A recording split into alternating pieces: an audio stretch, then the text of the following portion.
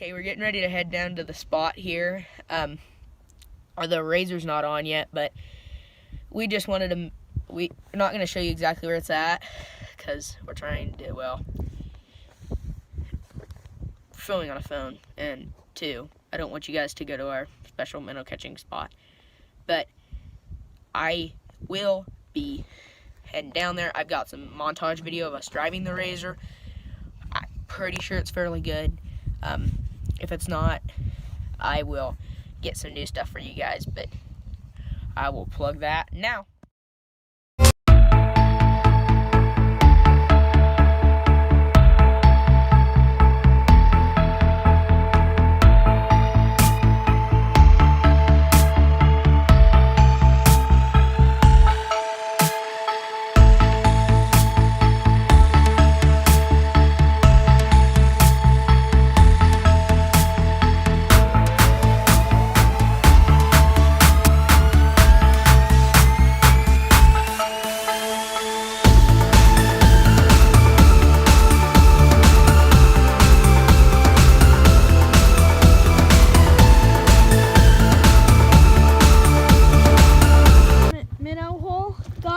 There's some snow there, but Still pretty cold. I don't know how this is gonna go. We'll give you guys a video checking back. My buddy Little D's behind the camera still, and he's doing a fantastic job.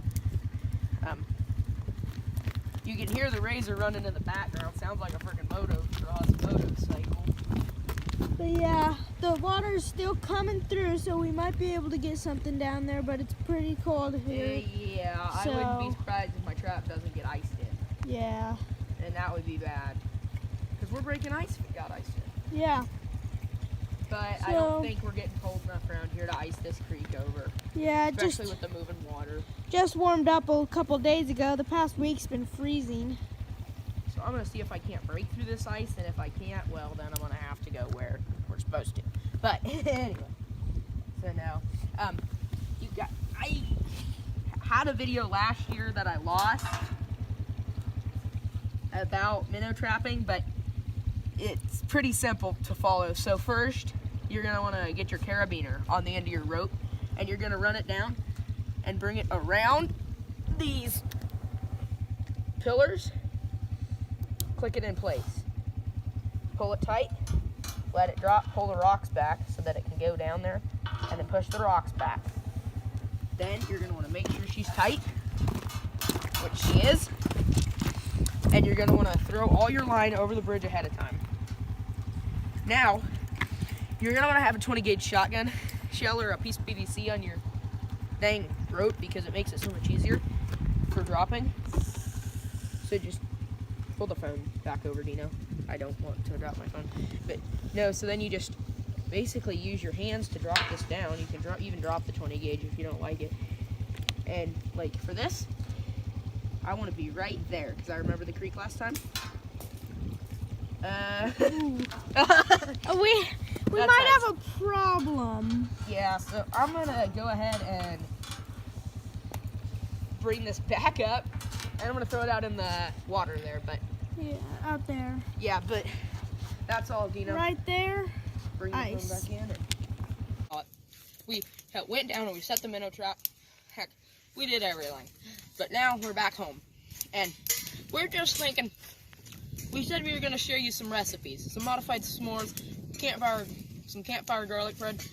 Well, this is gonna be our appetizer, campfire garlic bread. Okay, this is not what you're thinking of Italian garlic bread. This is by our own design, me and my friends, and what we have done is we have perfected the recipe. Hang on, gotta spit this on flash sheet. But no, anyway. But we perfected this recipe, and it's really simple. First thing you need, garlic powder. Let me blur out that image there. Okay, we're good. Don't want them suing us. Then we're gonna need some butter, and regular bread works. This is something we're trying, Texas toast, just because it's bigger, thicker, and almost better for over the fire. Anything with Texas toast is better. But okay, I will let the fire burn down here. we'll butter up the stuff, and we'll show you guys how to do it. So now that we got everything out, and this is not necessary, you can do this on hot dog sticks, but this is just a toast maker for breakfast on a campfire. I got it for $1 or $2 and at a thrift store somewhere, and it works great.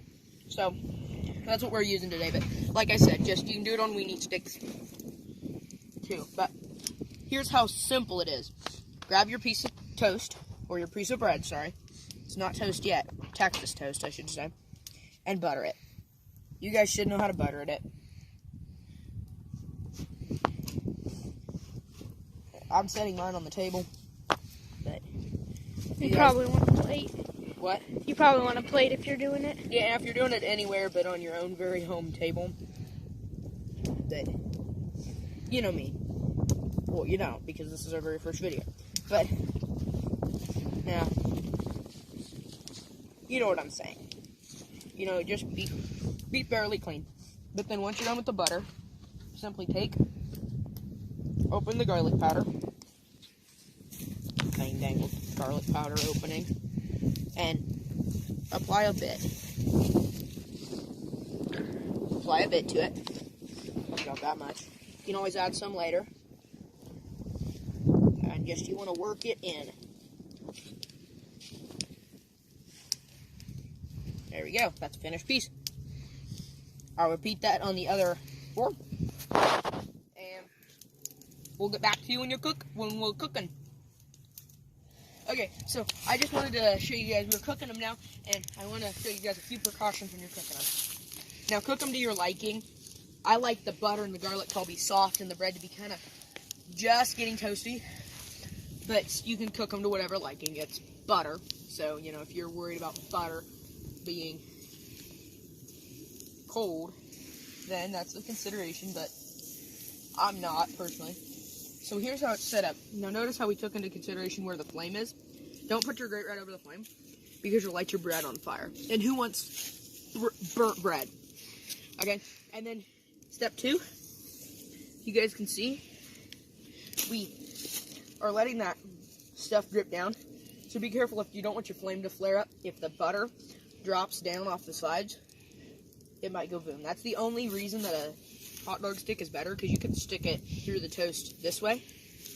So, you know, here's your toast. The stick will go through this way. And then it'll be the other way, and then your butter will be on top. Which does keep more of it on the bread, but this is easier to cook for when you're trying to cook multiple things. So, she's almost done. This fire's hot. And yeah, we'll be done. Another thing I wanted to show you, if my nice cameraman will follow me here, because that bread's got a couple more minutes. Yeah, a couple more minutes to be on there. Look what we got. We're just burning the bad stuff off of this. And being over here. So, like I was saying, we're burning the bad stuff off of this and the audio. That's so hot that just goes and goes off the edges. That is boiling hot. And it's so hot that if you like hit it with something like this rake, it puts a little dents in it because it's so soft. Oh, that bottom. That bottom's about ready to fall out. Man, it's hot in there. But now, so I think we will see you on the next round. Okay, so welcome to the taste test. We were showing you guys how to make this beautiful garlic bread, and we've already cut it into thirds. But, you know, sometimes people just say a recipe's good, but then it ain't good. So, we have brought a special guest, Mom, onto the scene. And she is going to tell us how the garlic bread is. Try the garlic bread or garlic toast. It's a little bit cold. It's nice and crunchy and has good flavor. Okay. We got our pieces too. That's good. Really good. Really good. Okay. We're gonna finish eating this delicious garlic bread. See you guys later.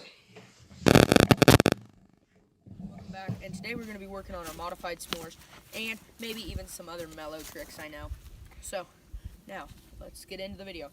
So, as you can see, all you're gonna need for mallows are, or s'mores, I guess I should say, poker sticks. Anything jabby jabby. Also, you're gonna need marshmallows. Of course, don't be an idiot.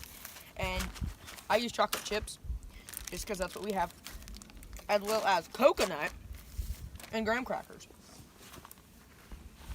So, what you're gonna do first is say, okay, I want one marshmallow for now.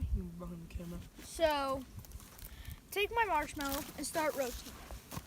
While Dawson shows you what we're gonna do with the rest of the stuff. Yeah, not me. And for me, I like my marshmallows burnt, so I'm gonna get it right there in the fire. Okay. You guys see what Dino's doing? Getting it right there in the fire, getting it all burnt. You can cook to perfection on those though. You cook them to how you like. So mine's now on fire. Do a little twirl. Getting it burnt. So, we're gonna let D go ahead. So I've got my marshmallow here. So what I'm gonna do first is I'm gonna get a graham cracker. These are just bought them, so I'm gonna have to open them. Yeah. We just bought them just for you guys. Any brand works, just Yeah. like the marshmallows. Pretty much everything here, any brand works. By the way, we're eating what we call atomic bomb popcorn. So you take your graham cracker.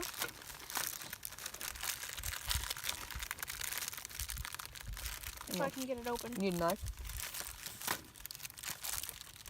There's a knife right underneath it. You take your graham cracker and you just make a s'more, like regular. Take your marshmallow, put it in between. We messed up already. How? Aren't you supposed to add the chocolate? No, I'm doing something. So then Okay. you take it off, okay? This done is with the his stick. more than mine. You're done with the stick for now. So you got this, right? Then what I'm gonna do to make it a little different than a regular s'more is I'm gonna take the chocolate chips that we have, put them on the side, just kind of push them in there.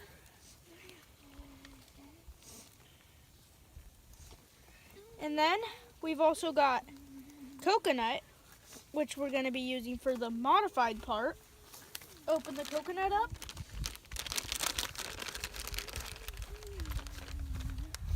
Just need a little bit. Put some coconut on there.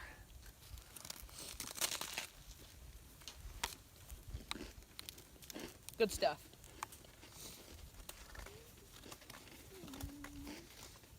Then you eat it. Pretty good. Dawson, you want to make yours? My s'more? Okay, so we're gonna have Bud here kind of follow me, because is the grass on fire? Buddy, you're on the tripod, bud. Bud, you're on the tripod. Can you get off the tripod, please? Thank you. Watch the grass over there. Something just fell out. Sorry, we got a stove going and a campfire going, as the stove's going in the background. It's a wood stove, but anyway, so for mine, it's called the double decker cocoa. So what we're gonna do is we're gonna stick 2 marshmallows on here, okay? And can you tell me if I get any good lighting here? Pick this one up, that other one behind you. No, this is good. Oh, this is good. All right. I'm gonna take these and stick them right there, because I'm impatient. We're just gonna light these on fire, baby. Oh, no. Okay. Whoa, weird reference. Lighten it up again. Okay. It's fully charred enough. Not this one.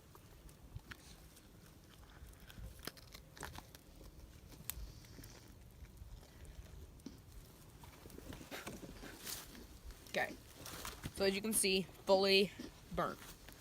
Now, we have a grate over there, which you can't probably see. But we're gonna take a graham cracker here. We're gonna set this aside here.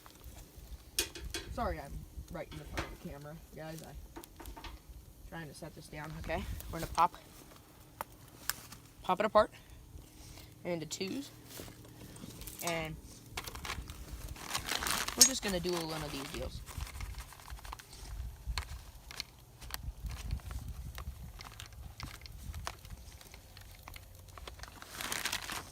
And where's the cocoa? There we go. Cocoa nut. So reach down in there and then I'm gonna take these over here to our grate over the fire.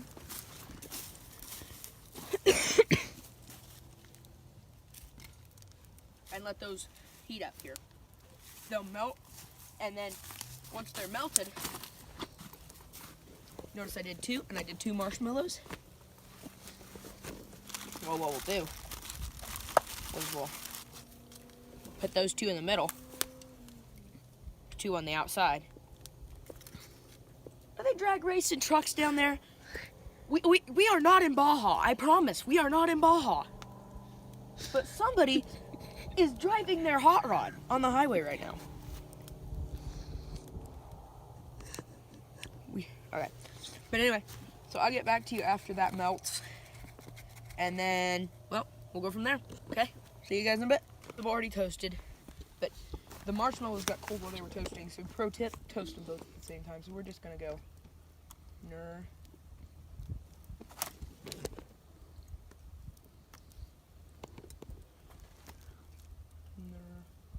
Same spot, hot.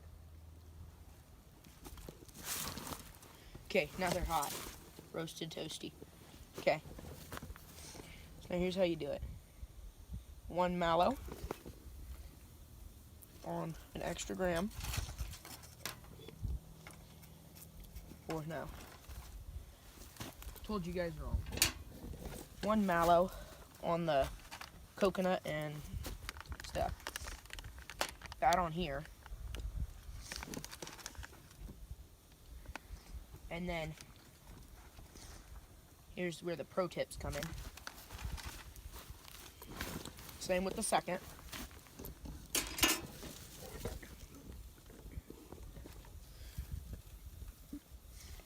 Now here's the pro tip. If you don't crack your graham crackers, you can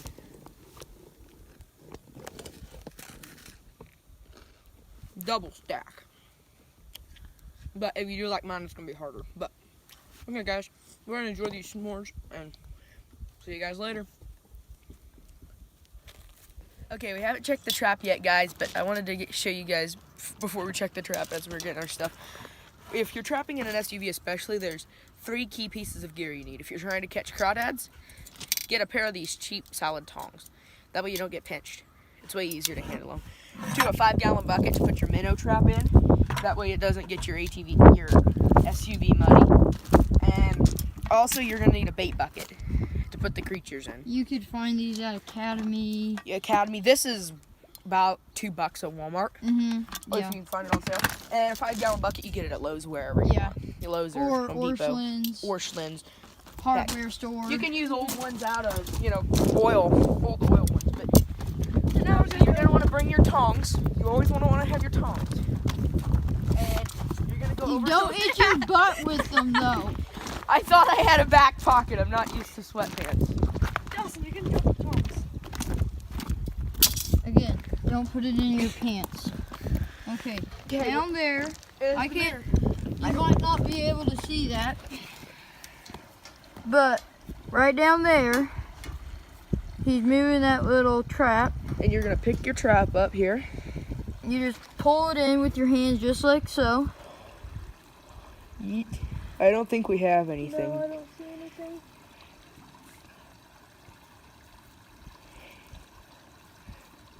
Daniel, you want to go grab the bait bucket?